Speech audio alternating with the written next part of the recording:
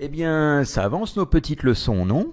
Ça avance bien, ça avance bien. Alors bonsoir, et puis j'espère que tu es en forme parce que ce soir je voudrais te montrer quelque chose d'intéressant qui peut être très utile pour un coach. D'accord, très bien, j'ai hâte de voir ça. Alors en fait, voilà, j'ai pensé à quelque chose pour ce programme, donc je me suis dit ça serait intéressant. Alors je vais te poser des questions dans un premier temps, comme je ferai avec un client, et ensuite je t'expliquerai la méthode que j'ai utilisée. C'est-à-dire qu'en fait là, les questions que je vais te poser, c'est des questions que tu connais puisqu'on les a vues et revues depuis le début. Sauf que là, il y a une stratégie de questionnement qui fait qu'on va suivre une certaine trame. Et le but du jeu, ça va être vraiment de te démontrer à travers ça que on peut emmener quelqu'un assez loin dans l'implication. Donc ça va te permettre d'aider des gens qui n'ont pas conscience forcément de leurs problématiques. D'accord. Alors, tu es prêt pour ces questions ? Je suis prêt, on y va. Est-ce que d'abord, alors là c'est une question qui est en dehors de la méthode, la question c'est, parce que autant se servir de quelque chose qui peut être utile, est-ce que tu as comment dire, quelque chose qui serait comme un frein, comme quelque chose qui t'empêche finalement, je sais pas, d'avancer dans ta vie en général. Alors ça peut être je sais pas, un objectif que tu n'arrives pas à atteindre ou ce genre de choses. Pour l'instant, non, parce que je suis en plein travail sur mes objectifs. Donc, pour l'instant, non, je n'ai pas forcément de frein. Ouais, donc c'est en quelque sorte là tu es en pleine évolution, donc il y a peut-être pas parce que tu sens que tu avances, donc tant mieux. On va prendre un exemple, tant qu'à faire. On va imaginer une personne. Alors, si tu me laisses quelques instants, je réfléchis à l'idée. On va prendre l'exemple. Tiens, j'ai un exemple qui me vient, un exemple qui pourrait être un exemple d'une personne qui viendrait te voir à titre personnel. Par exemple, on va dire par rapport à des problématiques, par rapport au jeu. Tu sais, les gens qui jouent au jeu à gratter, au tiercé, à tout ce qu'on veut. On peut imaginer ça. Et en fait, en imaginant, cette personne vient te voir. Et pour elle, on va dire, ce n'est pas vraiment un problème. On va planter le décor. On va imaginer que cette personne qui vient te voir, c'est sur les conseils de quelqu'un, par exemple de sa femme, je sais pas, de sa famille, qui lui a dit, il faut absolument que tu ailles consulter quelqu'un, que tu ailles voir un coach.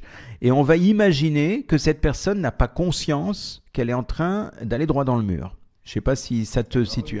Je vois bien.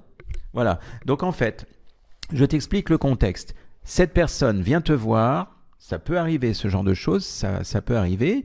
Toi, tu es le coach, en quoi puis-je vous aider? Bon, on connaît les questions habituelles, hein. Et la personne, admettons, nous dit, je joue à des jeux d'argent, ma famille considère que c'est un problème, mais franchement, moi, j'aime jouer, j'ai envie de continuer, je vois vraiment pas où est le problème. Ok. Voilà, donc jusqu'à là, tu vois, l'idée c'est que la personne, elle est complètement inconsciente, elle va droit dans le mur.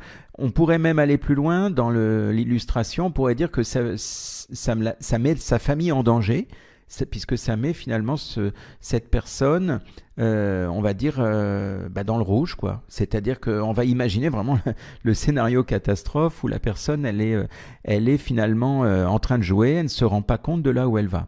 Est-ce que ça te va ou est-ce que tu as des questions sur ça ? Non, c'est clair. C'est clair. Ouais. D'accord, c'est clair. Donc voilà, voilà l'exemple de questionnement qu'on pourrait faire face à ce genre de choses.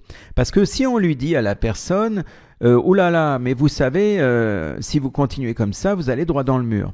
Le problème, c'est que la personne, elle a son amour-propre, elle a son ego, son amour-propre, et si on lui dit vous allez droit dans le mur, en général, elle va dire oh non, mais vous inquiétez pas, je vais me refaire, j'ai l'habitude, je vais remonter la pente.